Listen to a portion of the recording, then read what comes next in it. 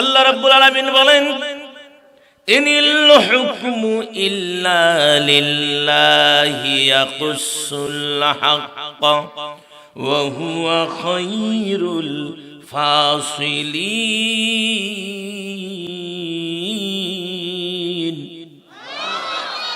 প্রভুত্ব, সার্বভৌমত্ব কেবলমাত্র শুধুমাত্র একমাত্র কার জন্য?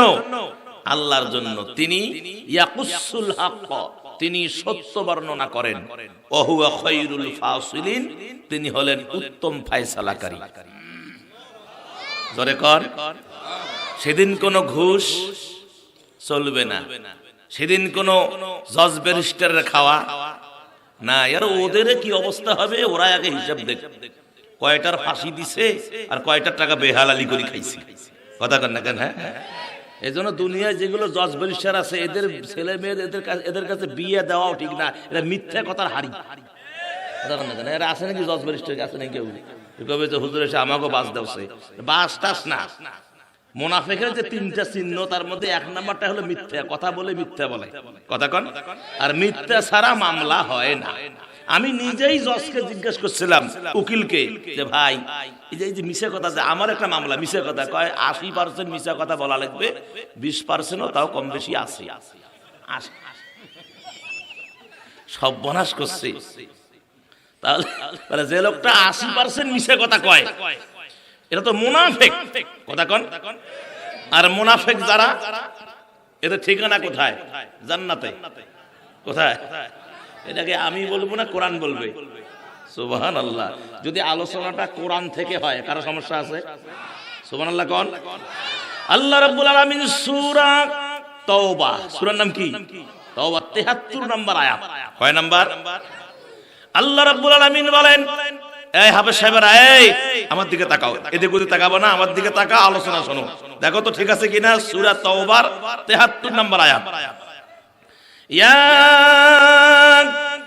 আইয়ুহান নাবিয়্যু জাহিদিল কুফফারা ওয়াল মুনাফিকিনা আগলুয আলাইহিম ওয়া মাআওয়াহুম জাহান্নাম ওয়া বিইসাল মাসীর।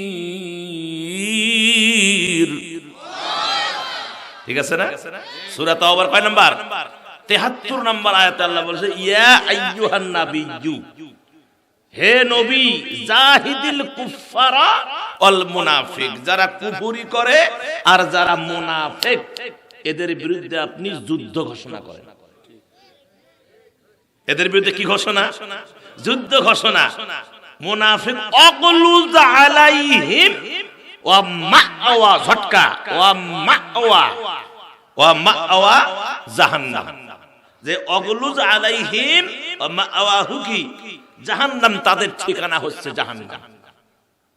তাহলে এরা যে 80% মিছা কথা কয়, তাহলে এক নাম্বার হলো যে মুনাফিকের যে তিনটা চিহ্ন, মিথ্যা কথা কয়। তাহলে মুনাফিকরা কই যাবে?